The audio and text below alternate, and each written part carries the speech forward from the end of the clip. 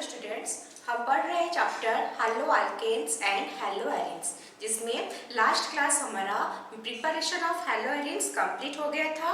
अपने आज के क्लास में हम पढ़ेंगे chemical properties of hello arenes. Okay, तो स्टार्ट करते हैं। Chemical properties of hello Erin में हमें पहले ये देखना है कि जो हेलो एरिन्स होते हैं वो किस टाइप का प्रॉपर्टीज शो कर सकते हैं। ओके, तो फर्स्ट जो है वो है nucleophilic substitution reaction.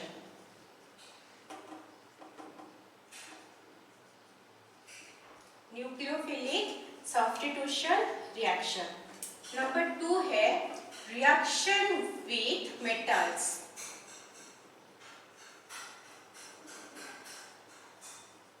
Number 3 electrophilic substitution reaction.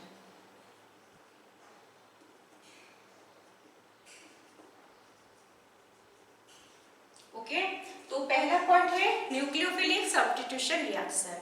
तो न्यूक्लियोफिलिक सब्स्टिट्यूशन रिएक्शन तो हम पहले पढ़े हुए हैं।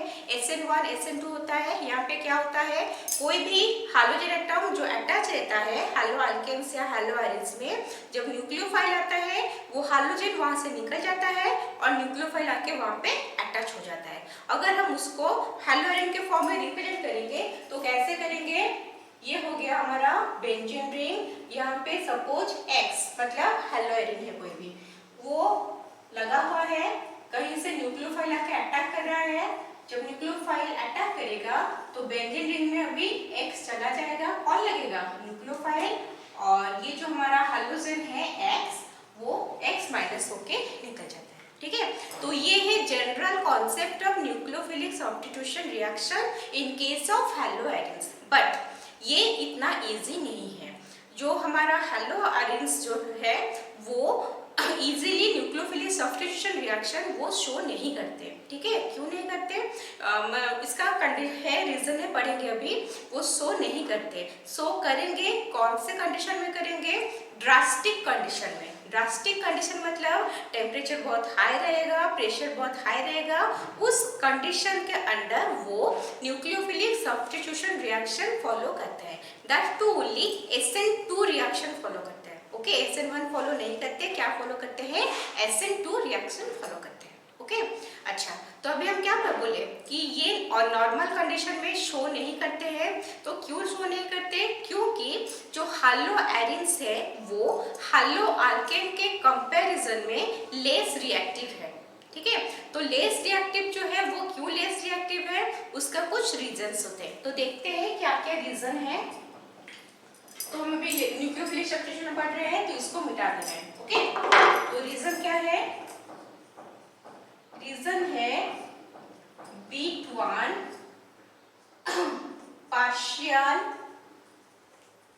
double bond character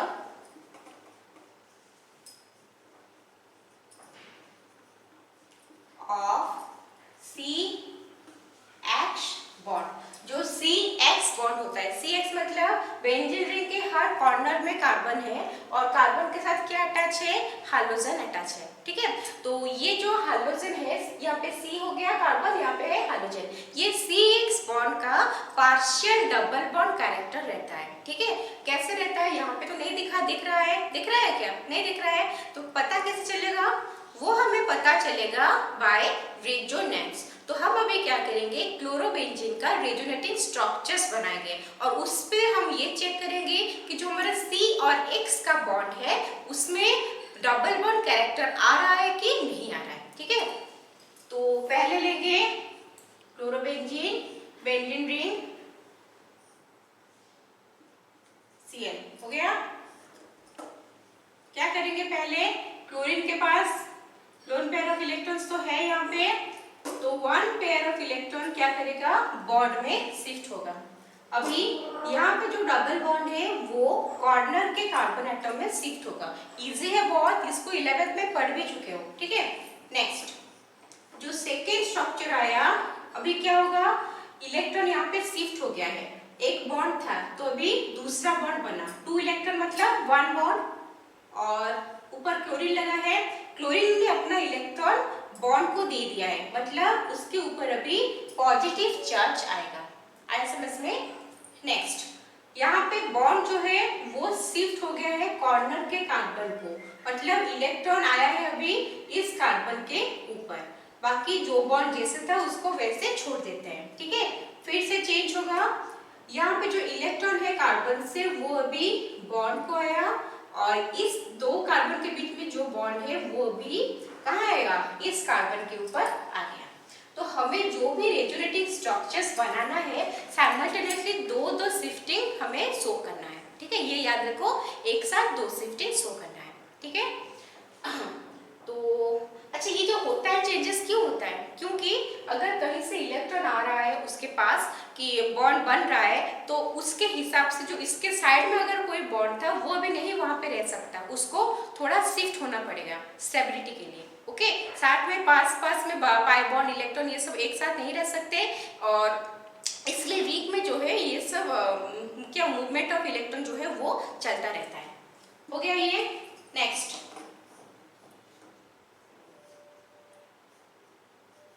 double bond Cl+, ये कॉर्नर का इलेक्ट्रॉन यहाँ पे शिफ्ट हुआ बॉन्ड में और बॉन्ड जो है वो कॉर्नर में आया, बाकी यहाँ से पहले था, अभी ये यहाँ जाएगा, बॉन्ड फिर से कॉर्नर में आएगा। नेक्स्ट डबल बॉन्ड Cl+, जैसे था वैसा है, ये बॉन्ड तो बन गया, ये इलेक्ट्रॉन इस बॉन्ड में आया, अभी यहाँ पे भी डबल बॉन्ड है और अभी इस कॉर्नर के कार्बन के ऊपर क्या है, इलेक्ट्रॉन है। ठीक है, बॉन्ड का इलेक्ट्रॉन वहां शिफ्ट हो गया। नेक्स्ट दो शिफ्टिंग फिर शो करना है, ये इलेक्ट्रॉन बॉन्ड में आया, मतलब बॉन्ड बनाएगा अभी, तो इसके पास जो डबल बॉन्ड है वो भी नहीं रह सकता, वो अगेन अपना जो ओरिजिनल पोजीशन है वहां तक चला जाएगा। ठीक है, नेक्स्ट अभी स्टार्टिंग में बेंजीन में जहां पे जो बॉन्ड लिए थे डबल बॉन्ड, वो सारे बॉन्ड का पोजीशन चेंज हो गया है, यहाँ पे यहाँ पे यहाँ पे। ठीक है, वही तीन बॉन्ड है बट देयर पोजीशन जो है वो चेंज हुआ है। क्लोरीन से डबल बॉन्ड वो टूट गया, क्या बनेगा अभी Cl बॉन्ड, और क्लोरीन पॉजिटिव चार्ज था, उसको अपना इलेक्ट्रॉन क्या है वापस मिल गया, तो वो भी न्यूट्रल एटम बन गया। ठीक है, तो रेजोनेटिंग स्ट्रक्चर्स जैसे पता होता है, रेजोनेटिंग स्ट्रक्चर में क्या करते हैं हम, रोमन में वो नंबर्स उसका लेते हैं। ठीक है, अभी देखो यहाँ पे जो है क्या अब क्यों पढ़ रहे हैं इसे, पार्शियल डबल बॉन्ड देखने के लिए। फर्स्ट रेजोनेटिंग स्ट्रक्चर में हमारा क्लोरीन का सिंगल बॉन्ड है, सेकंड रेजोनेटिंग स्ट्रक्चर में डबल बॉन्ड, थर्ड में डबल बॉन्ड, फोर्थ में डबल बॉन्ड, फिफ्थ में सिंगल बॉन्ड, मतलब 5 रेजोनेटिंग स्ट्रक्चर है और वही 5 रेजोनेटिंग स्ट्रक्चर में से 3 रेजोनेटिंग स्ट्रक्चर में हमारा डबल बॉन्ड प्रेजेंट है between carbon and chlorine atom, that is CX bond. अच्छा ये देखो, अगर कोई बॉन्ड सिंगल है तो उसको ब्रेक करना इजी होता है, लेकिन अगर कहीं पे डबल बॉन्ड प्रेजेंट है तो उसको ब्रेक करना डिफिकल्ट होगा। ऑफ कोर्स थिंग है, एक बॉन्ड रहेगा तो क्या है इजीली टूट जाएगा, एक साथ दो बॉन्ड रहेगा तो उसको ब्रेक करना डिफिकल्ट होगा। ठीक है, so this is the first reason why haloarenes are less reactive than haloalkanes. आया समझ में, लिख लो इसको।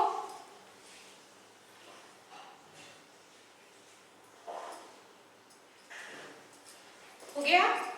बीच 2 sp2 हाइब्रिडाइजेशन। sp2 हाइब्रिडाइजेशन कहां पे है, हैलो अल्केन में कार्बन और हाइड्रोजन के बीच में जो बॉन्ड है ना, तो ये वाला कार्बन जिसके साथ हाइड्रोजन ने बॉन्ड फॉर्मेशन किया है वो sp2 हाइब्रिडाइज्ड है। ठीक है, sp2 हाइब्रिडाइज होने से क्या होता है, देखो इन जनरल जो अल्केन्स होते हैं हैलो अल्केन्स, वहां पे जो हाइब्रिडाइजेशन रहता है वो sp3 रहता है और यहाँ पे है sp2, इसको लिख लेते हैं हैलो अल्केन्स का, और ये है हमारा हैलो एरिन्स का। ओके, sp3 अगर रह रहा है कहाँ पे था हैलो अल्केन्स में, तो वहां पे परसेंटेज ऑफ s कैरेक्टर जो है वो कितना रहेगा, sp3 टोटल 4 और 4 ये है सबसेल्स का नाम दिया गया है। ठीक है, 4 ऑर्बिटल है, sp, s का 1, p का 3, तो sp3 और परसेंटेज ऑफ s कैरेक्टर कितना होगा 4 हो रहा है, तो उस केस में 4 में डिवाइड होगा तो 25%, ठीक है। लेकिन sp2 यहाँ पे टोटल कितना है ऑर्बिटल्स, 3 ऑर्बिटल्स पार्टिसिपेट कर रहे हैं, तो यहाँ पे जो परसेंटेज s कैरेक्टर है वो कितना आ रहा है, अराउंड 33% आ रहा है, ओके। तो इसका मतलब ये हुआ कि हमारा जो हैलो एरिन्स है उसमें जो कार्बन एटम है उसका जो परसेंटेज ऑफ s कैरेक्टर है वो ज्यादा है। परसेंटेज ऑफ s कैरेक्टर जब ज्यादा होता है उससे क्या होता है, उससे electronegativity of the atom increase होता है, ठीक है। क्या होता है, electronegativity of the atom increase होता है। तो अगर इलेक्ट्रोनेगेटिविटी ऑफ एटम इंक्रीज हुआ, किसका इंक्रीज होगा, sp2 हाइब्रिडेशन किसका है, कार्बन का है। हम अभी कार्बन के बारे में बात कर रहे हैं, वो कार्बन जिसके साथ हाइड्रोजन बॉन्ड किया हुआ है, ओके।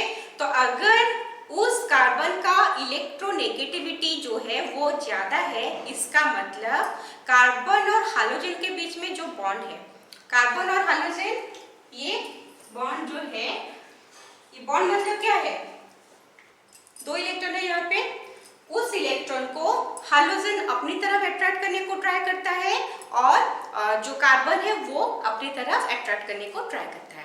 इसी प्रॉपर्टी को हम क्या बोलते हैं, इलेक्ट्रोनेगेटिविटी। ये तो पढ़े हुए हो, पता है ना।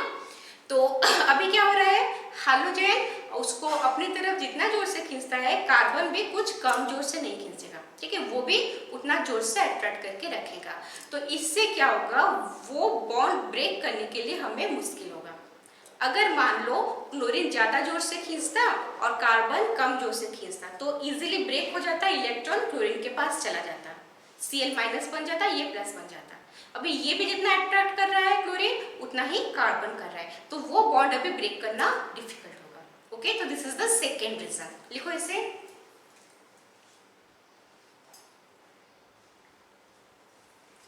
हो गया, मिटाते हैं।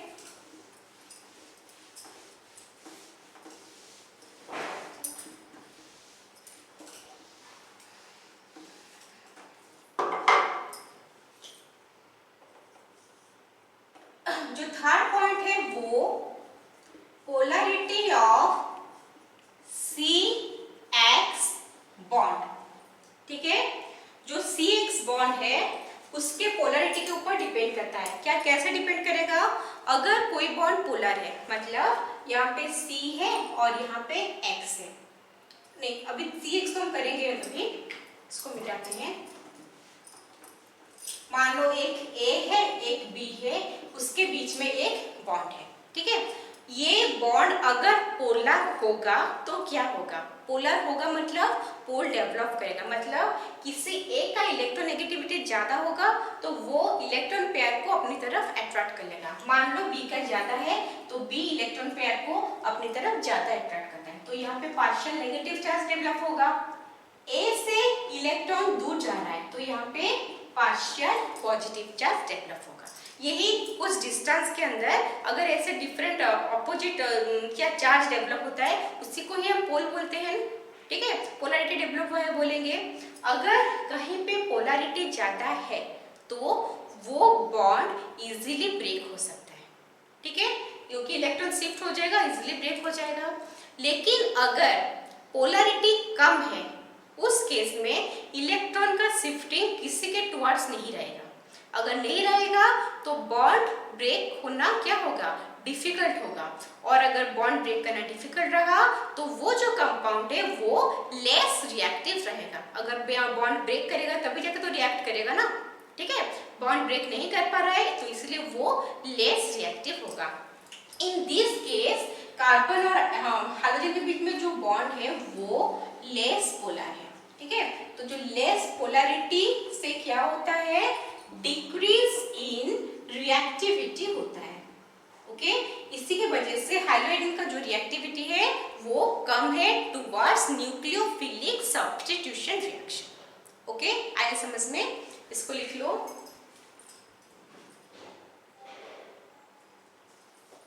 हो गया, नेक्स्ट है अनस्टेबल कैटायन।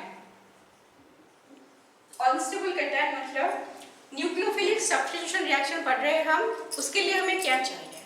उसके लिए पहले हमें चाहिए मिटा दे क्या वो जो था पहले क्या चाहिए, जो हाइड्रोजन एटम है वो निकलेगा और न्यूक्लियोफाइल जिसका चार्ज माइनस रहता है यूजुअली वो ही आएगा और वहां पे अटैक करेगा। ठीक है, तो अगर क्लोरीन निकल गया, मान लो हमारे पास अभी है कोई भी हलवा रिंग है, X लगा हुआ है और वो वहां से X माइनस के फॉर्म में तो निकलेगा। ठीक है, अगर वो निकल गया तो बाकी क्या रहा यहाँ पे, इस कार्बन के ऊपर पॉजिटिव चार्ज रहेगा ना, तो वही है कैटायन। तो ये जो हमारे पास कैटायन प्रेजेंट है जिसका नाम है फिनाइल कैटायन, वो फिनाइल कैटायन जो है वो अनस्टेबल रहता है। ठीक है, अगर फिनाइल कैटायन स्टेबल रहता तो ये एज सच रह जाता और जो हाइड्रोजन एटम है वो निकल जाता अपना इलेक्ट्रॉन लेके। ठीक है, लेकिन ये तो स्टेबल है नहीं, ये अनस्टेबल है। अगर अनस्टेबल है वो एग्जिस्ट नहीं करेगा। ठीक है, एग्जिस्ट नहीं करेगा तो फिर उसके साथ आके न्यूक्लियोफाइल कैसे अटैच होगा? हो सकता है क्या? नहीं हो सकता है। तो due to instability of this phenyl cation, haloarenes are less reactive than haloalkanes. Okay, आया समझ में? लिखो इसको।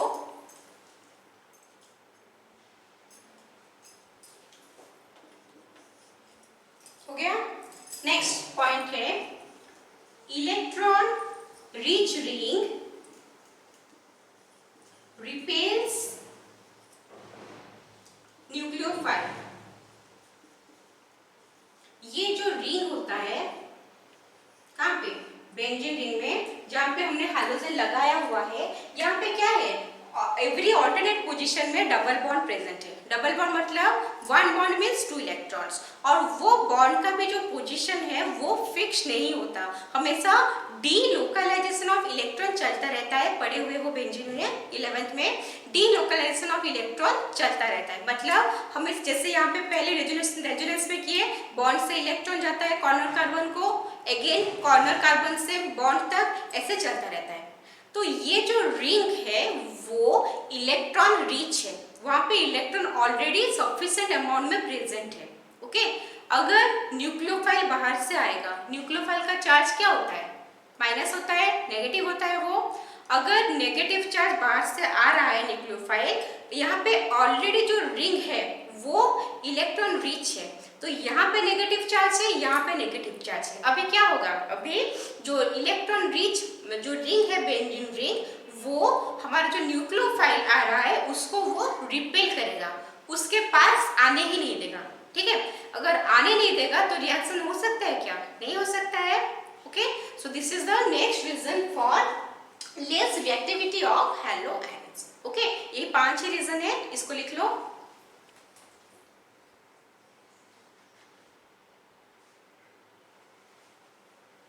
हो गया, मिटाते हैं।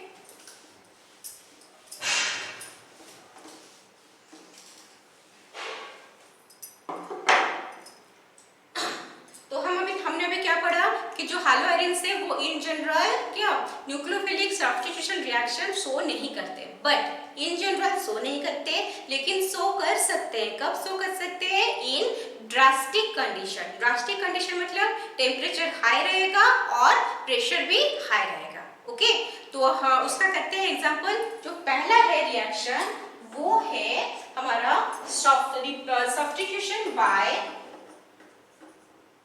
Hydroxyl group. Substitution by hydroxyl group. ये हाइड्रोक्सिल ग्रुप क्या होता है? वही सिंगल बॉन्ड OH जो नॉर्मली पढ़ते रहते हो। ठीक है, तो यहाँ पे क्या करेंगे, रिएक्शन करेंगे। पहले हम क्या लेंगे, क्लोरोबेंजीन। हो गया, उसको रिएक्शन करना है विथ NaOH। रिएक्शन नॉर्मली नहीं होगा, क्या बोले, ड्रास्टिक कंडीशन में होगा, तो टेम्परेचर इंक्रीज करना पड़ेगा 623 केल्विन, एंड प्रेशर भी इंक्रीज करना पड़ेगा 300 एटमॉस्फेयर।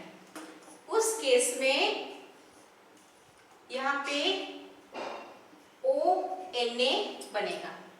ठीक है, सोडियम जिसका नाम है सोडियम फेनॉक्साइड।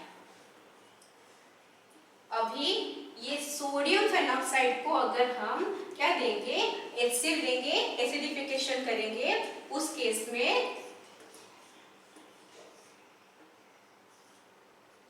यहाँ पे OH लग गया। ओके, बेंजीन रिंग में OH लगता है तो उसका नाम क्या बनता है, फिनॉल। तो ये इसको हम लिख सकते हैं सब्स्टिट्यूशन बाय हाइड्रोक्सिल ग्रुप और प्रिपरेशन ऑफ फिनॉल। ये जो प्रिपरेशन ऑफ फिनॉल है, this is the industrial method of preparation of phenol. Why industrial method? यहाँ पे देखो कितना टेम्परेचर मेंटेन करना पड़ रहा है, कितना प्रेशर मेंटेन करना पड़ रहा है। This is possible only in case of industry. हम लेबोरेटरी में इतना सारा देके ह्यूज अमाउंट में फिनॉल का क्या प्रिपरेशन नहीं कर सकते, ठीक है। और ये प्रोसेस का जो है उसका एक स्पेशल नाम है, दैट इज डाउस प्रोसेस। ओके, आया समझ में? लिख लो इस रिएक्शन को।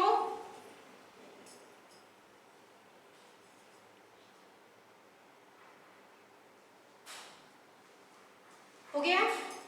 तो अभी देखते हैं ये रिएक्शन कैसे हो रहा है, इसका मैकेनिज्म स्टडी करते हैं। पहले हमारे पास क्या है, क्लोरोबेंजीन। हो गया? ये जो क्लोरोबेंजीन है, अभी हम यहाँ पे क्या डाल रहे हैं, NaOH डाल रहे हैं। तो NaOH में से क्या आएगा, OH माइनस जो है वो रिएक्शन करेगा। किसके साथ रिएक्शन करेगा, OH माइनस वो H प्लस के साथ रिएक्शन करेगा। लेकिन H प्लस तो यहाँ पे है नहीं, दिख रहा है क्या कहीं H प्लस? हाइड्रोजन है कहीं पे? है? कहाँ पे है? हर कॉर्नर में, बेंजीन रिंग के हर कॉर्नर में कार्बन है और कार्बन के साथ 1 हाइड्रोजन एटम अटैच है, जिसको हम रिंग में शो नहीं कर रहे हैं, ठीक है। मतलब जहाँ पे तो क्लोरीन अटैच है वहां पे हाइड्रोजन है नहीं, बाकी के जो 5 कार्बन एटम रहा वहां पे कार्बन के साथ हाइड्रोजन अटैच है, ठीक है।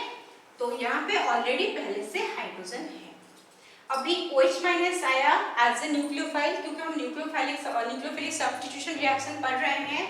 तो ये हाइड्रोजन OH के पास जाएगा, कैसे जाएगा, अपना इलेक्ट्रॉन छोड़ के चला गया, ठीक है, H प्लस के फॉर्म में गया। तो अभी ये H प्लस और OH माइनस जो है H प्लस उसके साथ निकल गया। तो यहाँ पे क्या बचा, जहाँ पे जो बॉन्ड है वही रहेगा, ऊपर क्लोरीन है रहा यहाँ पे, और हाइड्रोजन जो है वो चला गया, अपना इलेक्ट्रॉन छोड़ के चला गया, ठीक है। तो वो इलेक्ट्रॉन यही कार्बन के पास से छोड़ के गया, तो इसी कार्बन के पास हमारा इलेक्ट्रॉन रह गया। ओके, नेक्स्ट अभी क्या होगा, अभी क्लोरीन, ये तो पता है कि वेरी गुड लिविंग ग्रुप होता है, वो अपना इलेक्ट्रॉन लेके यहाँ से चला जाता है, ठीक है। ये जब अपना इलेक्ट्रॉन लेके वहां से जाएगा, उस केस में क्या होगा, तो क्लोरीन चला गया, अभी कौन आएगा, अभी उस जगह चला गया, ये बॉन्ड यहाँ पे शिफ्ट होगा, ये जो इलेक्ट्रॉन है वो यहाँ पे शिफ्ट होगा और क्लोरीन यहाँ से चला जाएगा। तो ये जो शिफ्ट हुआ, पहले से 2 बॉन्ड प्रेजेंट है, इलेक्ट्रॉन आ रहा है तो यहाँ पे ट्रिपल बॉन्ड बन रहा है, ठीक है। तो उस केस में, उस ट्रिपल बॉन्ड के केस में यहाँ से बाहर से OH माइनस अटैक कर रहा है, Cl माइनस तो चला गया, ठीक है। तो यहाँ पे कुछ पॉजिटिव चार्ज रहेगा, तो यहाँ पे इस जगह पे OH माइनस अटैक कर रहा है। अभी क्या होगा, समझ में आ रहा है? तो OH माइनस आया, वो आके अभी अटैक कर रहा है। अभी OH जो है वो क्या होगा, आके रिंग में लग जाएगा, यहाँ पे OH रिंग में लग गया। बॉन्ड का पोजीशन यहाँ पे एक था, यहाँ पे एक था, यहाँ पे एक था।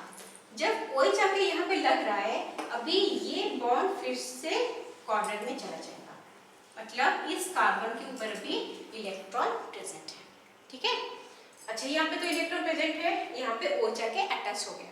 इस OH को हम OH ऐसे भी करके रिप्रेजेंट कर सकते हैं ना, उनके बीच में तो बॉन्ड है।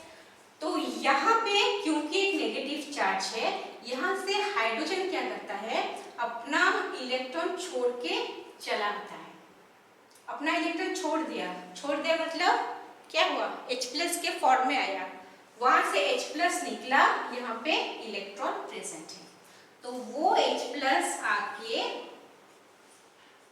इस जगह पे H लग गया, H+ था, इलेक्ट्रॉन उसको मिल गया, हाइड्रोजन होके वो लग गया, यहाँ से तो हाइड्रोजन पहले निकला हुआ था, ठीक है ना, तो इस जगह पे हाइड्रोजन कम है, तो अभी ऑक्सीजन का जो हाइड्रोजन है OH का वो आके यहाँ लग गया। तो ये जो H अपना इलेक्ट्रॉन छोड़ के आया, किसके पास छोड़ के आया, यहाँ कौन है, ऑक्सीजन है, तो ये ऑक्सीजन के पास इलेक्ट्रॉन अपना छोड़ के आया है O-। ओके, अभी क्या होगा, हमारे पास क्या है, रीजन हम क्या लिए हैं, NaOH, जिसमें से हमारा जो क्या Na+ वो भी प्रेजेंट है, OH- तो यहाँ आ गया था as nucleophile, but Na+ present है, अभी वो Na+ आएगा, आगे क्या करेगा, जहाँ पे माइनस है उसको, जहाँ पे माइनस दिखेगा वो वहीं पे काम करेगा, तो वो आके यहाँ पे O- था, वो आके यहाँ पे लग गया ON, that is sodium peroxide, ठीक है, तो ये हमारा इतना था रिएक्शन मैकेनिज्म डाउच प्रोसेस का। अब जब HCl आएगा तो क्या होगा, वो Na+ निकल जाएगा, वहां पे H+ आ जाएगा, तो वो हो गया हमारा फिनॉल बन गया फाइनली। यहाँ पे कंटिन्यू कर लेते हैं, H+ दे दिए, एसिडिफिकेशन, इस केस में Na+ निकल जाएगा, हाइड्रोजन के लग जाएगा OH।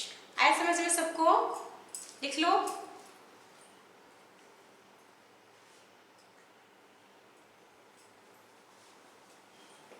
हो गया, मिटाते हैं,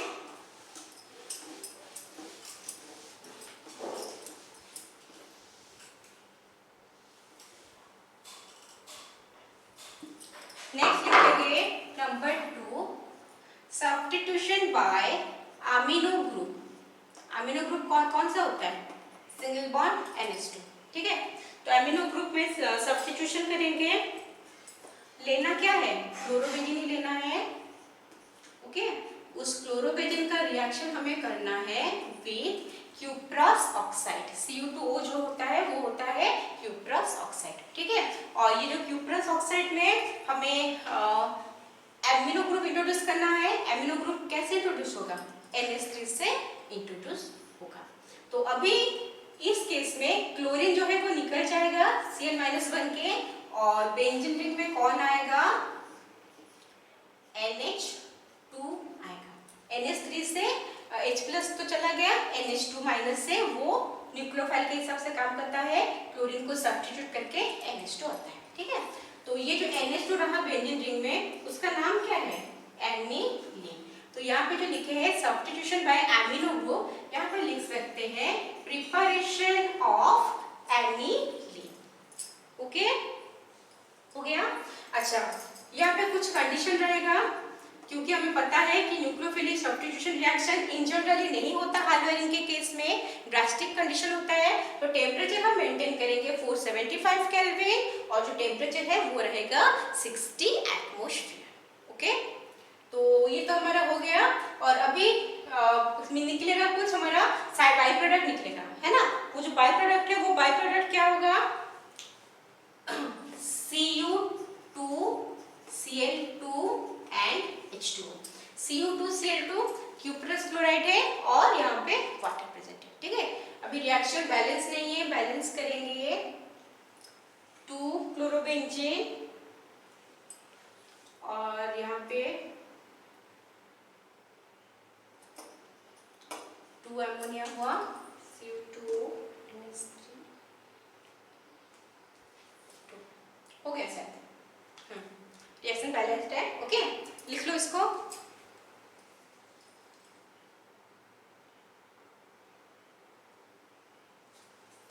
हो गया, मिटाते हैं,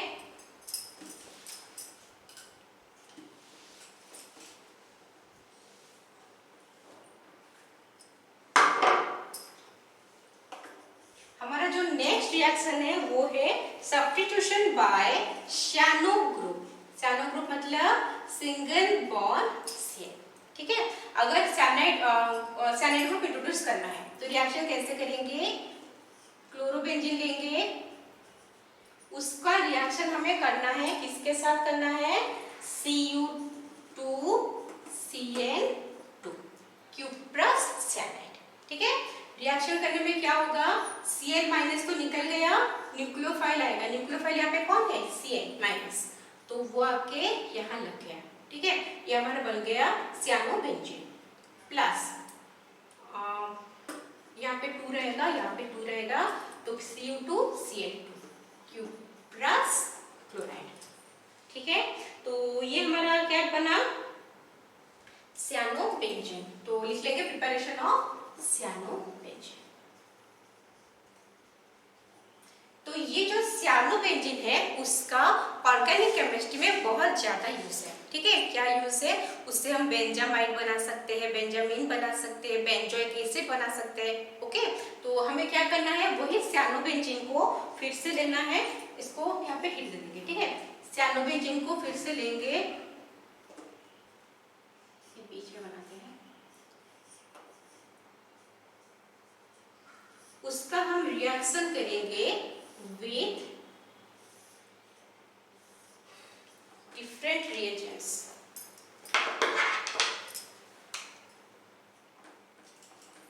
ठीक है, इसका रिएक्शन कर हम करेंगे विथ डिफरेंट रिएजेंट्स। किसके साथ रिएक्शन करेंगे, अगर हम कॉन्सेंट्रेटेड HCl के साथ रिएक्शन करते हैं तो ये बन जाएगा CONH2, Cn से बनेगा CONH2, जिसका नाम है benzamide.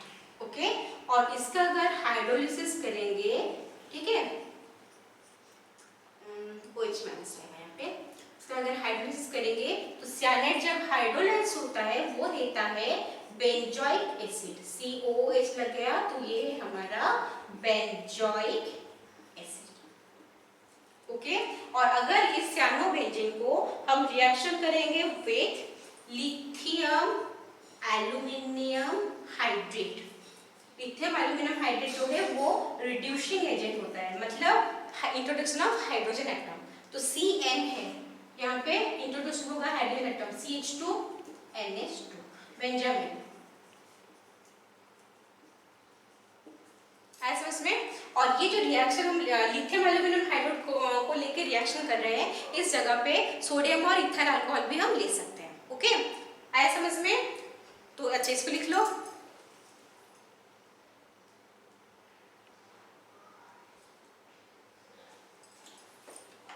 Benjamin.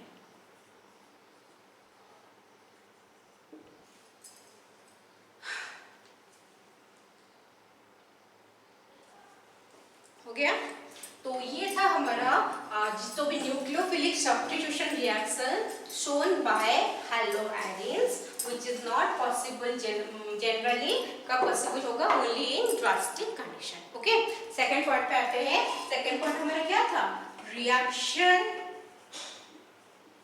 With metals. Metal के साथ हमें, डिफरेंट मेटल के साथ हमें रिएक्शन करना है। ठीक है, इसमें हमारा फर्स्ट जो पॉइंट है उसको लिखेंगे, हमारा फर्स्ट रिएक्शन है क्या, एक्शन विथ मैग्नीशियम।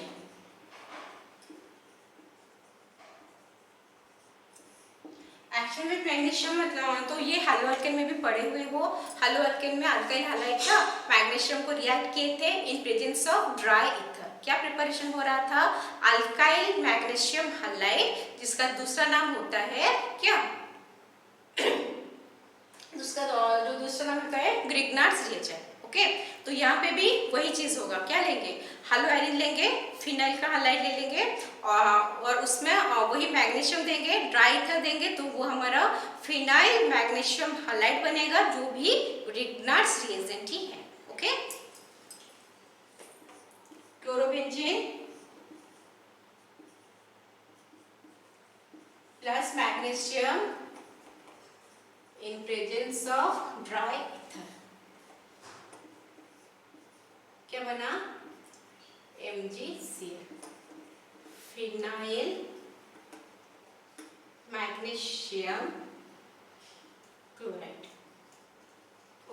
और कुछ नहीं है, जैसे नॉर्मली था वैसे ही है। ठीक है, लिखो इसे।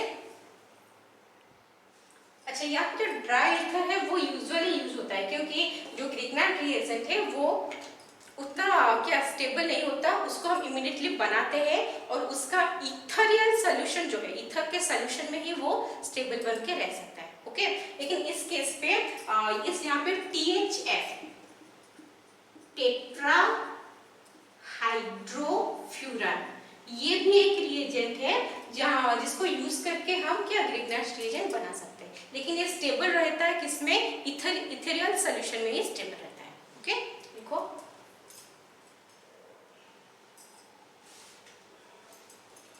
हो गया, मिटाते हैं।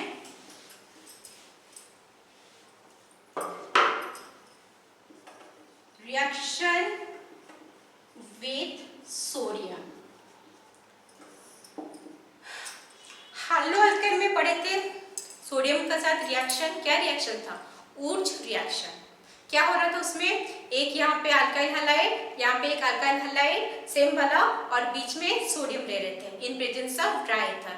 यहाँ से एक हैलोजन, यहाँ से एक हैलोजन सोडियम के साथ मिलके निकल जा रहा था और दोनों अल्काइल ग्रुप अटैच होके एक नया क्या अल्केन फॉर्मेशन कर रहे थे जो एसेंट सीरीज में था। मतलब जितना कार्बन एटम वाला कंपाउंड हम लिए हैं उससे उसका कार्बन का जो नंबर है किसका प्रोडक्ट का वो ज्यादा रहता था। ठीक है, तो वो था हमारा ऊर्ज रिएक्शन और यहाँ पे फिटिक रिएक्शन होगा उसका नाम। ठीक है, देखते हैं।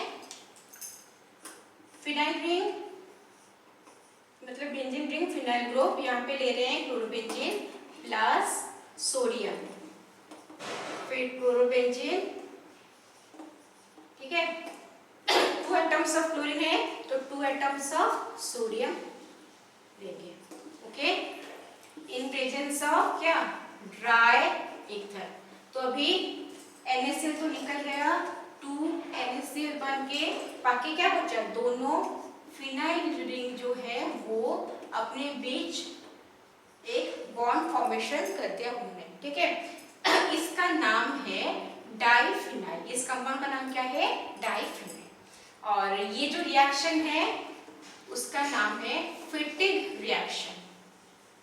बहुत इंपॉर्टेंट है, एज यू ऑल नो जितना भी नेम रिएक्शन होता है वो बहुत ज्यादा इंपॉर्टेंट रहता है। ठीक है, वो जो था हैलोअल्केन्स में उसका नाम था ऊर्ज रिएक्शन और यहाँ पे अगर हैलोआयरन के केस में बोलेंगे वो होगा हमारा फिटिक रिएक्शन। ओके, याद आ रहा है ना, पढ़े थे इसको। अच्छा, वहाँ पे और एक चीज पढ़े थे क्या, अगर हम डिफरेंट अल्काइल हैलाइड ले रहे हैं तो मिक्स्ड प्रोडक्ट बन रहा था। यहाँ पे एक अल्काइल ग्रुप, यहाँ पे एक अल्काइल ग्रुप, तो मिक्स्ड प्रोडक्ट बन रहा था। उसको हम क्या बोल रहे थे, मिक्स्ड ऊर्ज रिएक्शन। ओके, तो यहाँ पे अगर हम ट्राई करेंगे एक तो क्या हेलो आयरन के साथ एक हेलो अल्केन लेके भी हम रिएक्शन कर सकते हैं। क्या बनेगा, यहाँ पे लेंगे क्लोरोबेंजीन, रिएक्ट करेंगे विद सोडियम विद क्लोरोमीथेन और methyl chloride.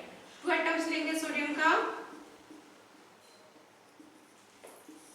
In presence of वही ड्राई ईथर। ओके, इस केस में क्या होगा, 2 मॉलिक्यूल्स ऑफ NaCl निकल जाएगा, बाकी क्या बचा, फिनाइल रिंग है हमारे पास और CH3 है। उसको ऐसे सीधा करके भी लिख सकते हो, CH3 अटैच हो गया, इसका नाम क्या है, टॉलुएन। तो अगर सिर्फ हैलोअल्केन के केस में होता उसका नाम बनता ऊर्ज रिएक्शन और अभी हैलोआयरन के केस में उसका नाम है फिटिक रिएक्शन। लेकिन जब एक हैलोअल्केन और एक हैलोआयरन रहता है तो उसका नाम बन जाता है ऊर्ज फिटिक रिएक्शन। बहुत ज्यादा इंपॉर्टेंट है। ठीक है, ऊर्ज फिटिक रिएक्शन लिख लो इसको।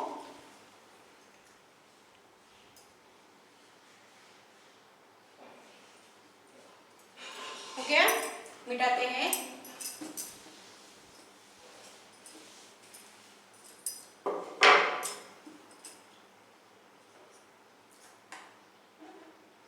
अभी रिएक्शन होगा विथ कॉपर और ये जो कॉपर के साथ रिएक्शन होता है ओनली आयोडोबेंजीन इस रिएक्शन को रिस्पॉन्ड करता है। ठीक है, तो यहाँ पे हम लेंगे आयोडोबेंजीन।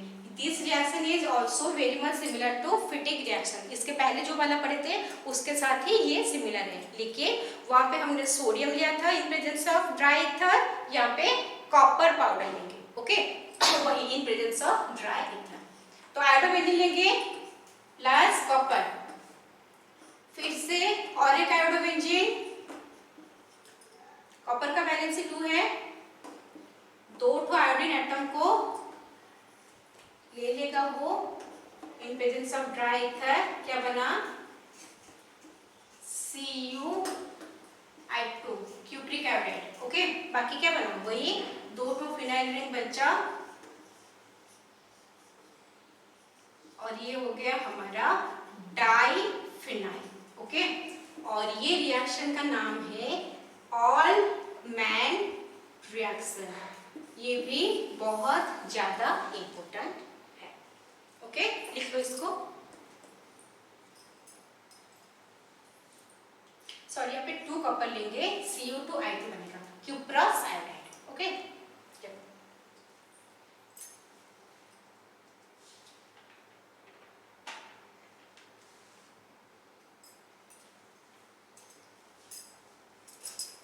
हो गया।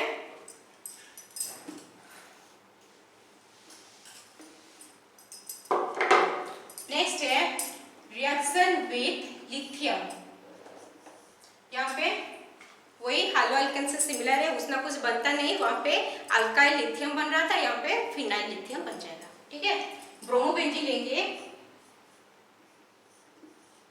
और उसका रिएक्शन हम किसके साथ करेंगे, लिथियम के साथ करना है। तो क्या बनेगा, बेंजीन रिंग में लिथियम लगेगा प्लस LiBr जो हमारा साइड प्रोडक्ट है। ठीक है, और नाम क्या बोले थे इसका, फिनाइल रिंग में लगा है तो फिनाइल लिथियम। और यहाँ पे भी कुछ रिएजेंट लेंगे, क्या रिएजेंट लेंगे वहां पे, वही ईथर लेंगे, एनहाइड्रस ईथर और ड्राई ईथर।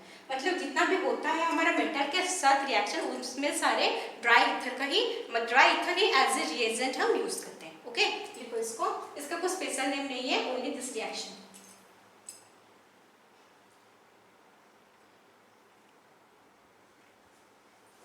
हो गया। नेक्स्ट रिएक्शन विथ सोडियम और उसके साथ हम एलॉय लेना है, क्या सोडियम और ये का, सॉरी निकेल और एल्यूमिनियम का, nickel aluminium alloy. Okay, nickel aluminium alloy के लेके हमें रिएक्शन करना है। वो जो रिएक्शन होता है वो एक रिडक्शन रिएक्शन होता है। क्या करेंगे यहाँ पे, वही लेंगे, ब्रोमोबेंजीन लेते हैं, ब्रोमोबेंजीन रिएक्शन किसके साथ करेंगे, निकेल एल्यूमिनियम एलॉय है इन प्रेजेंस ऑफ अल्कोहल। ये रिडक्शन रिएक्शन होता है। रिडक्शन मतलब क्या, एडिशन ऑफ हाइड्रोजन रहता है। ठीक है, इस केस में ब्रोमीन चला जाता है और उस जगह पे एक हाइड्रोजन आ जाता है, तो क्या बना हमारा, बेंजीन बना, प्रोडक्ट है बेंजीन। और ब्रोमीन जो निकला वो कैसे रहेगा, और एक हाइड्रोजन को यूज करेगा H+ को HBr। तो यहाँ पे 2 एटम ऑफ हाइड्रोजन लेंगे हम, रिडक्शन हो रहा है तो इंट्रोडक्शन ऑफ हाइड्रोजन होगा, उस केस में हमारा प्रोडक्ट क्या होगा, बेंजीन और HBr। ओके, देखो इससे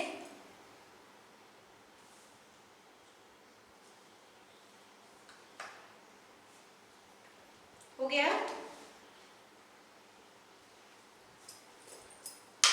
मिटाते हैं,